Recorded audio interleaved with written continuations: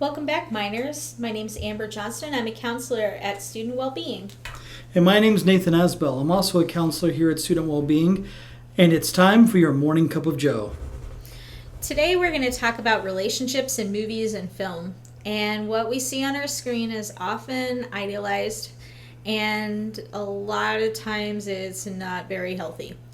Right, a lot of the different types of relationships we see are fantasy. They're complete fantastic stories, and it's hard to put a relationship and compact it into 2 hours, even if the sole focus of the movie was the relationship. Right. And a lot of the behaviors that we see in those relationships, they're touted as being romantic or sweet, when in reality they're not very healthy, and they're toxic, and they're big red flags. Very unrealistic, very unwholesome. There's a lot of different examples of that. So let's start. My first example is Danny and Sandy in Greece. Oh yeah, I got chills about this one, and they're multiplying. So Danny starts out by bragging to his friends about his relationship with Sandy, insinuating that she and he slept together. And then he acts ashamed of his relationship with her because she isn't a bad girl and she doesn't fit in with his social group. And he only starts accepting her once she changes how she dresses and changes how she acts to fit in with their social group. Right, at the very end of the movie, he's actually coming around and dressing better and trying to improve his station life to be with her, but instead she flips down and lowers her standards to become more like him, and he throws his sweater off, and that's when the whole last dance is, and it seems like she really gives up on him being a better person, and she decides that she's going to be at his level. That's what it seems like to me. Do you have a different take on that? Well, I kind of saw that they both were trying to be the person that they thought the other person was going to be. So he starts playing baseball and he gets his Letterman jacket and all this because he's trying to be the person she wants him to be. And then she goes and dresses in leather pants and poofs up her hair real big and starts smoking because she's trying to be what he wants her to be. And it's really... that's not healthy. No, it's not healthy. And the funny thing is that the reason why they got together at all was because of who they were to begin with. Right. That they were opposites. Reminds me of a television show called Dharma and Greg. It was on TV some years back, where she was like a hippie. Yes. And he was like a straight-laced, lawyer, if I remember correctly. And it worked so well because of they were opposites. And so the complementary aspects of their relationship, and that's why they fell in love with each other to begin with in Greece, and then they threw that away, it seemed like, towards the end, trying to be someone they weren't. Right. And a lot of it had to do with the social cues from the people around them and trying to fit into other people's opinions about the people that they should date. But regardless of that, it wasn't healthy. It's not healthy to change who we are in order to be with somebody else. Right. So my next example is Edward and Bella in Twilight. This is a shining, glittering example of another toxic or bad relationship. Right. This story is held up as relationship goals for much of the early 2000s. It was relationship goals. They were so romanticized and how perfect they were and all. So let's start off by saying that they barely talked.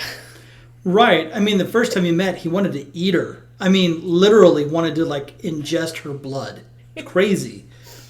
And they barely had any conversation at all. And then he starts stalking her. And he's creeping in her bedroom. Right.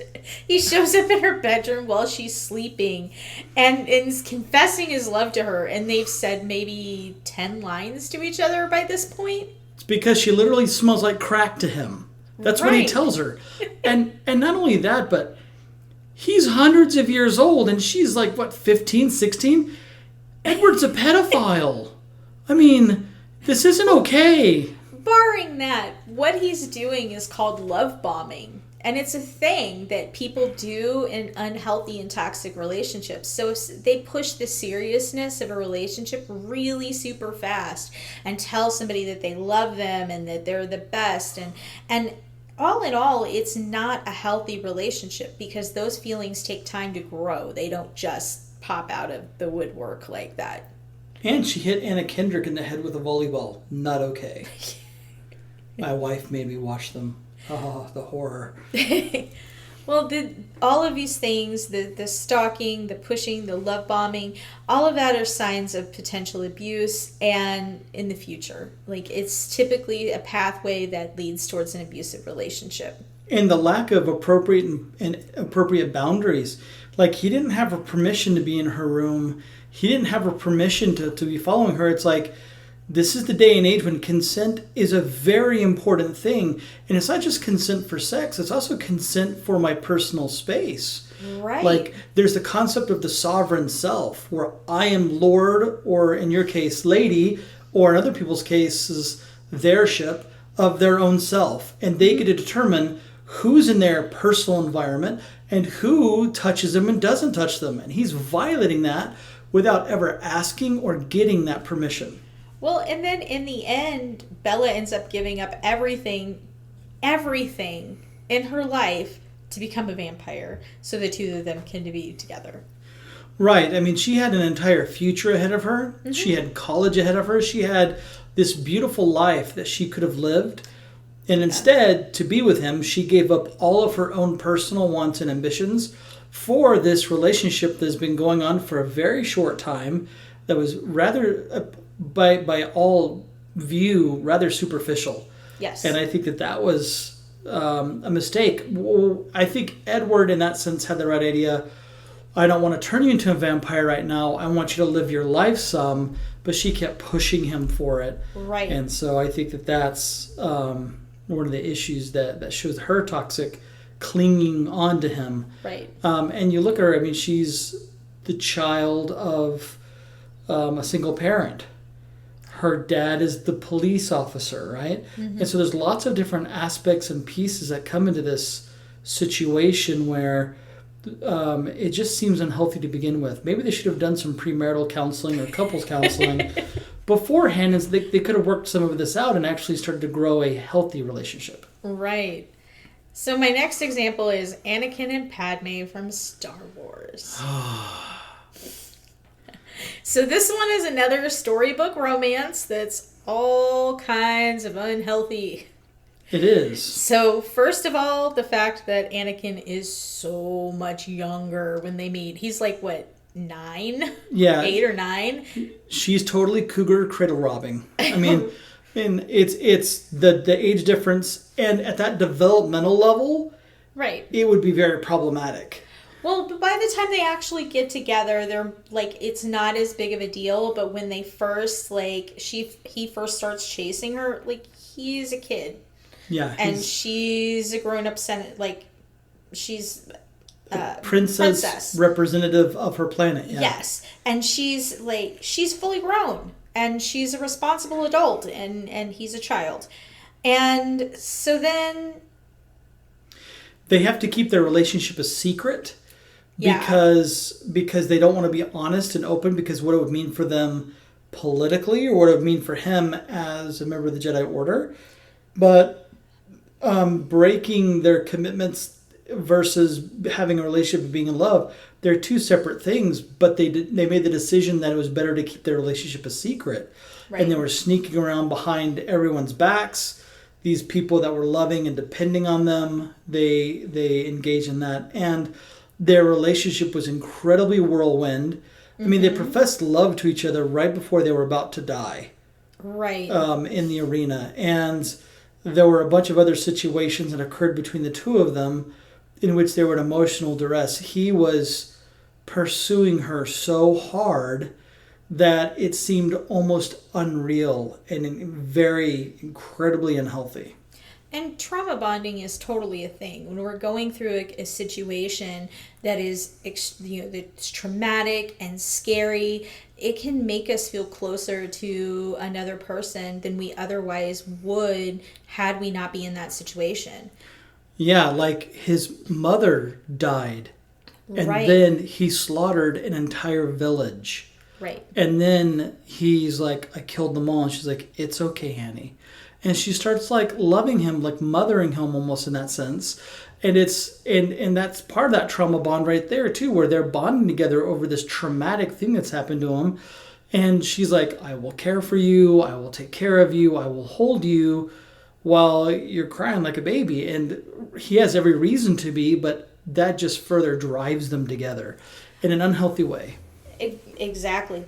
And trauma bonds are super intense when they happen. They're super, super, super intense. And so they feel like you will die without this person. Like this person's the most important thing in your life. And so you start seeing Anakin reacting with a lot of jealousy and anger towards her other relationships, especially her relationship with Obi-Wan. Right. And so he starts getting super jealous of Obi-Wan and reacting whenever Padme says anything nice about Obi-Wan.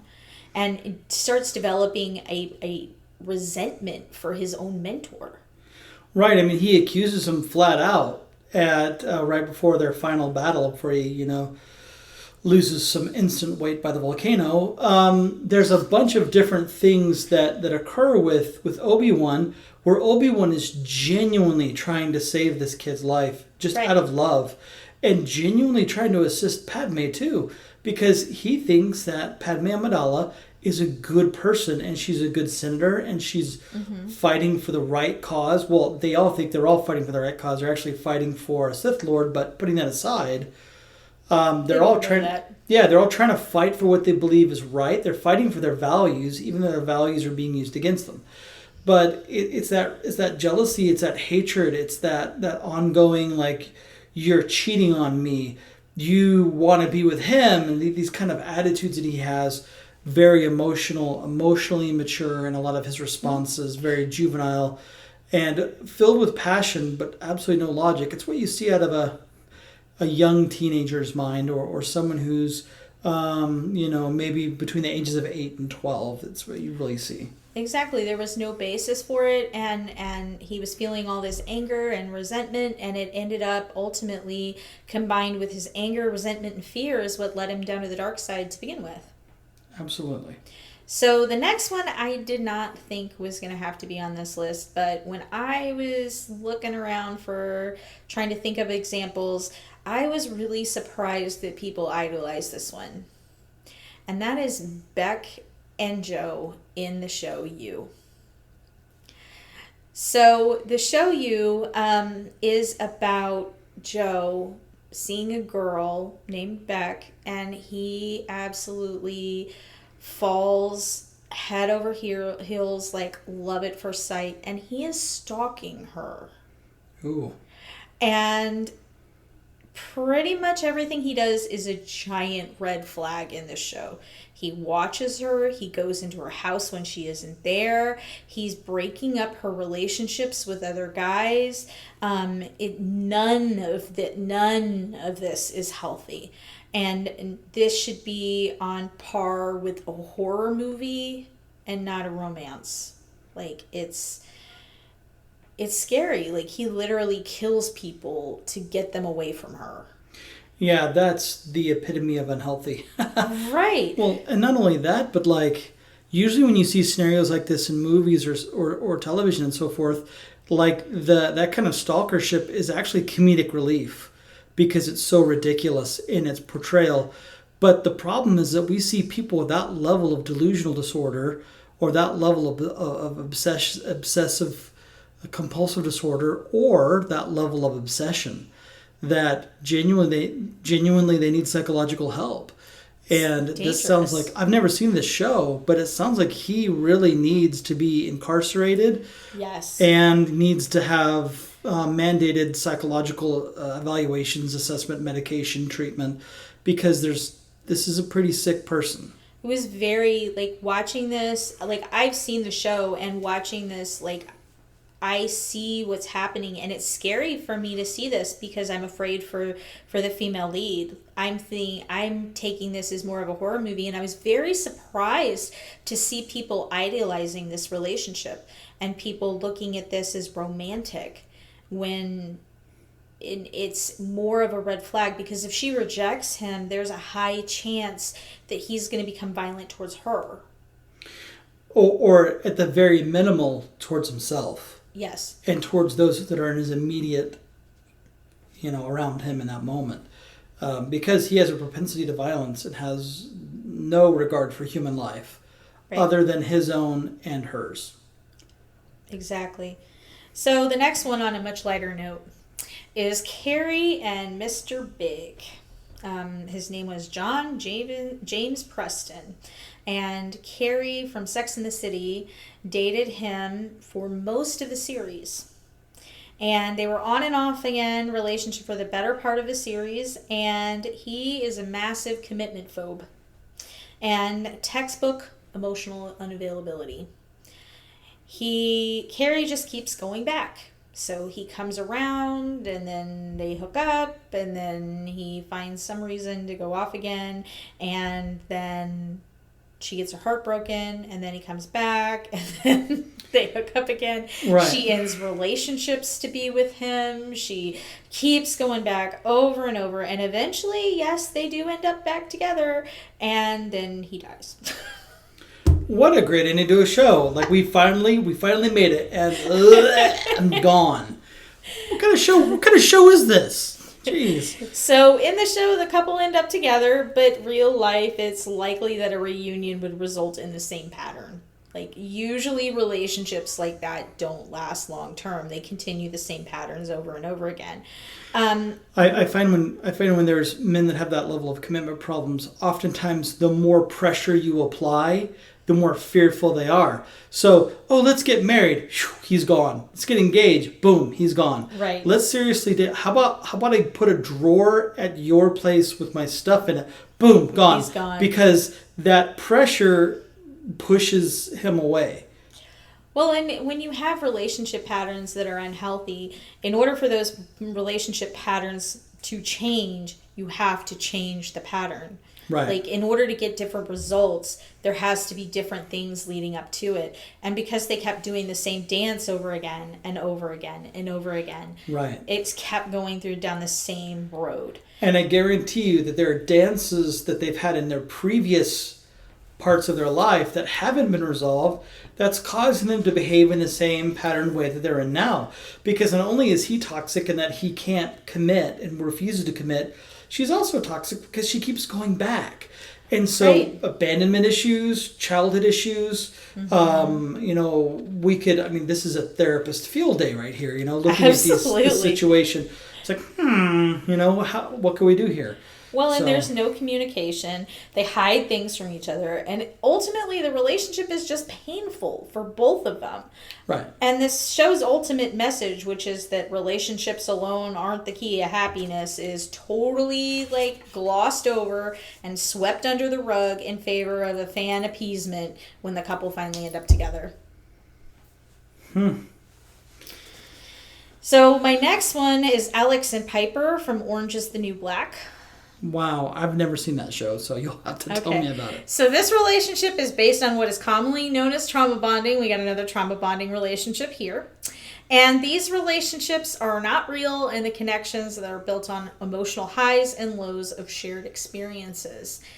So basically, as we go through these emotional highs related to risky behavior, in this case, transporting large amounts of drugs, they attribute that rush that they feel to their feelings about the other person. They tie those feelings together. So they're feeling the rush of doing illegal activities and the endorphins involved in that, and then they say, okay, well, it must be this other person that's making me feel this way, when in fact it's not.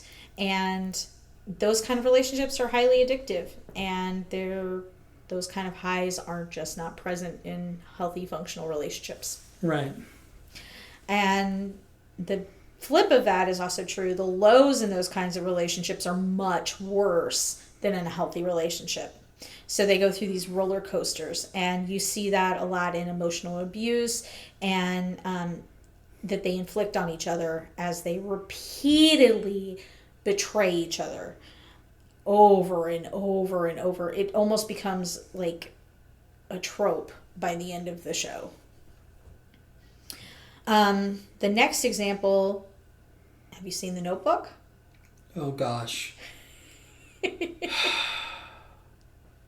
Well, that's a terrible movie. Moving on. No. Noah and Allie in The Notebook. So, yeah, there's quite a few green lights in Allie and Noah's relationship, but let's not ignore the fact that he essentially blackmailed her to go on a date with him. Yeah, that's pretty wrong. Wrong thing to do. Yeah. Yeah. I've seen lots of teen girls stuck in relationships because the guy, if you leave me, I will kill myself. Mm-hmm. And the reality is that that's emotional blackmail. And so these girls get stuck in this relationship because they believe that the person will genuinely harm themselves if that happens. And that's kind of what he's doing, what Noah's doing here. And it's the same tactic. It's not healthy at all. It's very juvenile and just toxic. He did it by climbing to a top of a Ferris wheel and threatening to let go if she would not go out with him. And not to mention all of Allie's indecisiveness and people pleasing, and worried about what other people are going to think and making other people happy, and her desire to live her life in order to make other people happy is a huge red flag. It became a meme. Because yes. Like when asking a woman where she wants to eat, just tell me what you want, and it's like, I don't know, just tell me. And it was really funny because like, that's how it is with me and my wife. I always have to pick her where we eat because she's always like, I don't know. I'm like, So that's why the meme works. All right.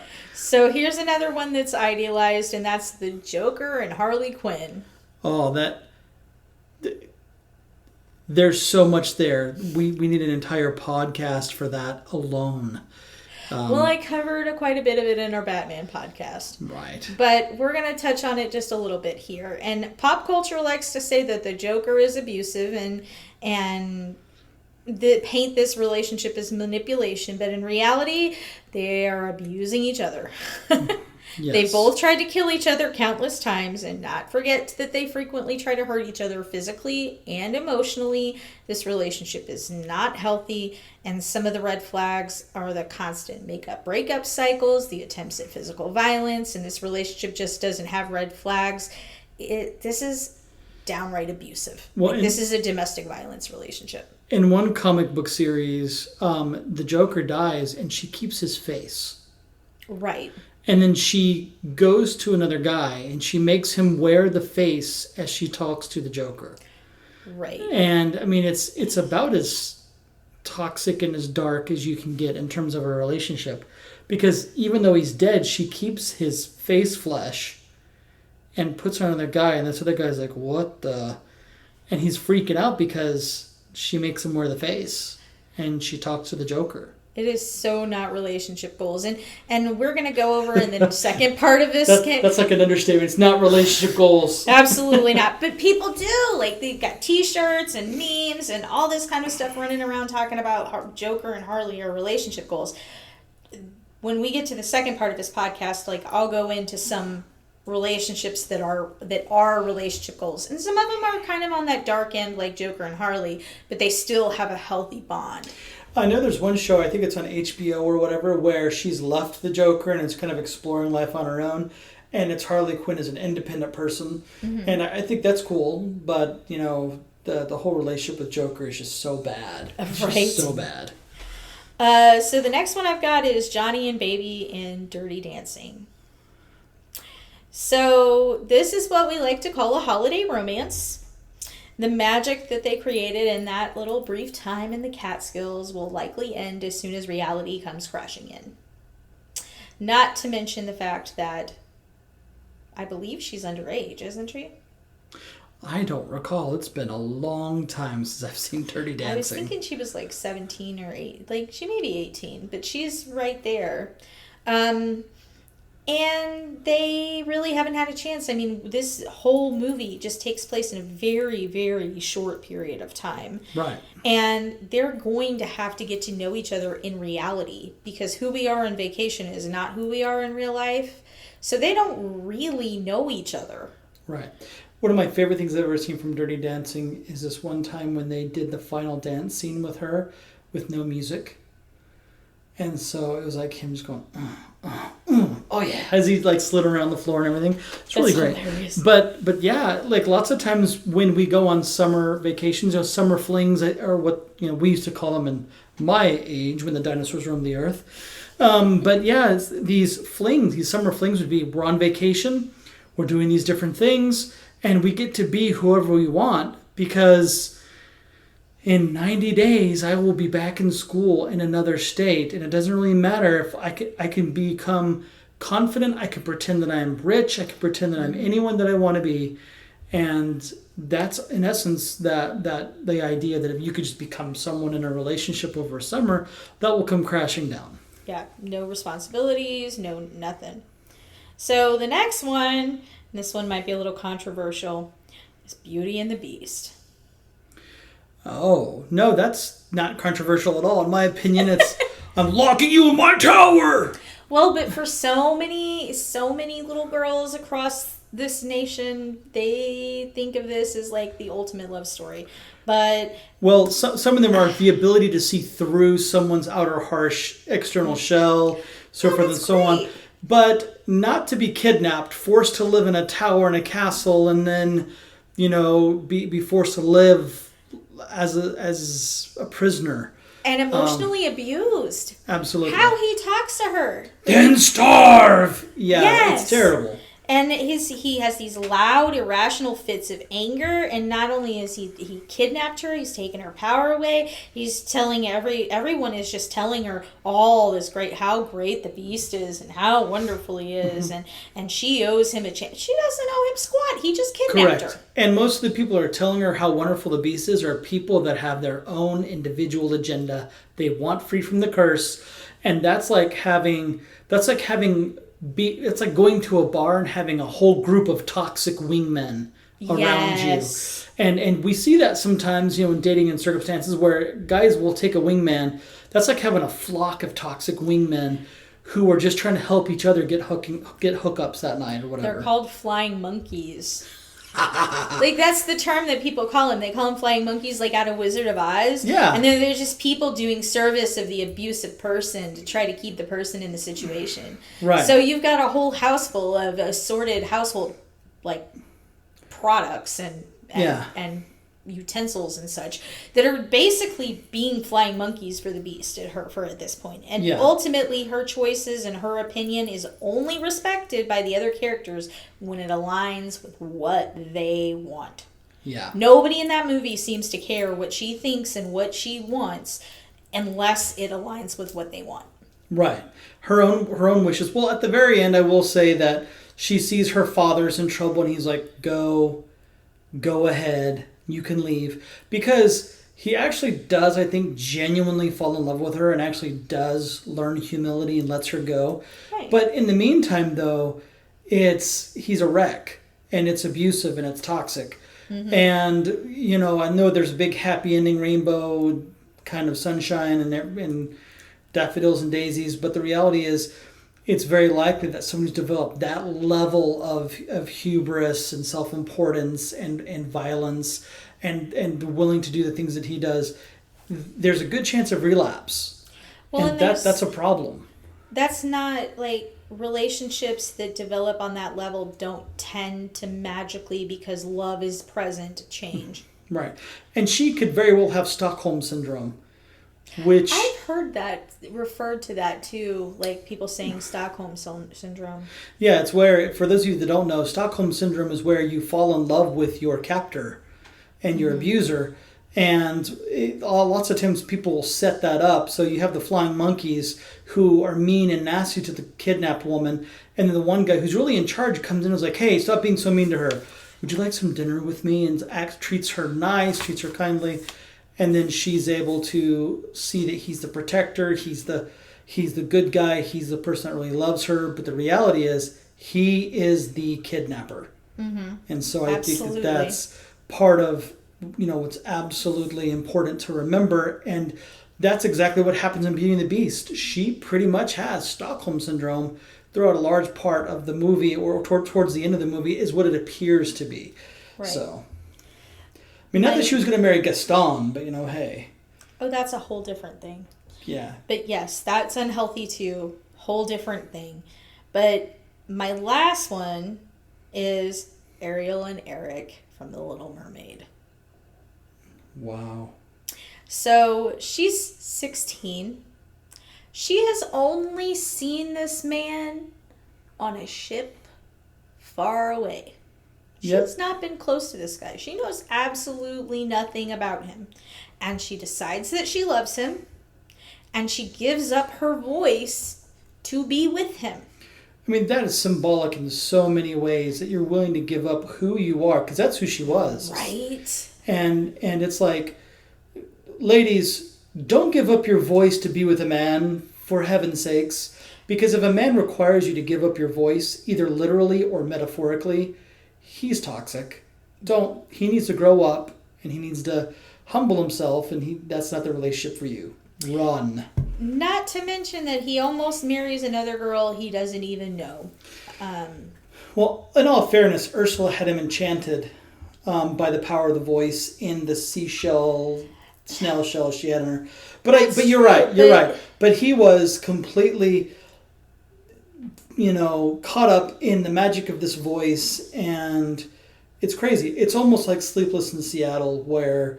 Oh my gosh. That almost made the list too. Yeah. But I thought I'd throw some Disney examples in here. It could, Sleepless in Seattle could be on the list. There's so many red flags there. Oh gosh. So, yeah.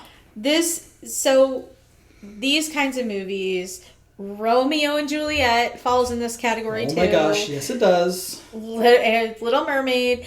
These examples are not love, they are lust and infatuation. And really, I can keep going with the old school Disney examples, but all of them have to do with people who don't know each other at all, falling in love at first sight because they met someone that they found attractive and they know nothing about. Yeah, you had true love's kiss while you're in a coma. Come on, really? Really? No. True love's kiss does not happen while unconscious. That's called no consent. How dare that prince do that? That is crazy. But yeah, that's not love. That's coma. That's brainwaves at a minimal. It's not love, it's Ambien. That's a great commercial. It's not love, it's Ambien. Wow. Thanks for that, Amber. That's perfect. So now that we've talked about all these movies, it wasn't to rag on the movies, because we can love these movies. I love The Little Mermaid. I love Beauty and the Beast. I love Batman. I love all this stuff as well. But we have to realize that they're not realistic and they are not relationship goals. No, and when I let my kids see Beauty and the Beast and stuff like that, we talk about those. We're like, that's not right that he's got her locked up. That's pretty awful, isn't it? Yeah. Oh, look, he's softening his heart. He's coming around.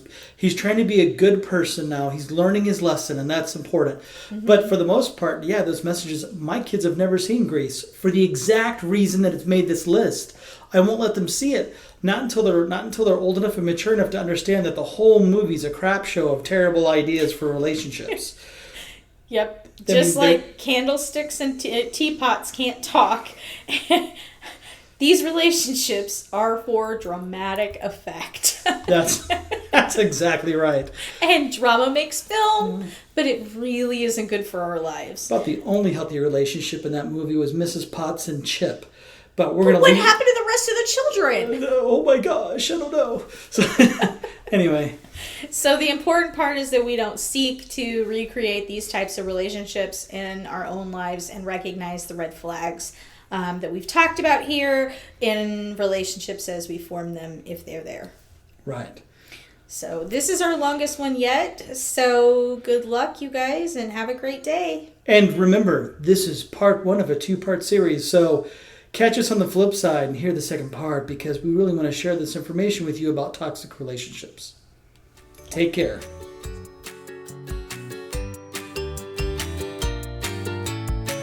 For more more information about mental health and wellness, contact Student Wellbeing at 204 Norwood Hall. And you can also give us a call at 573-341-4211. The song Happy Days is brought to us by music from www.free-stock-music.com.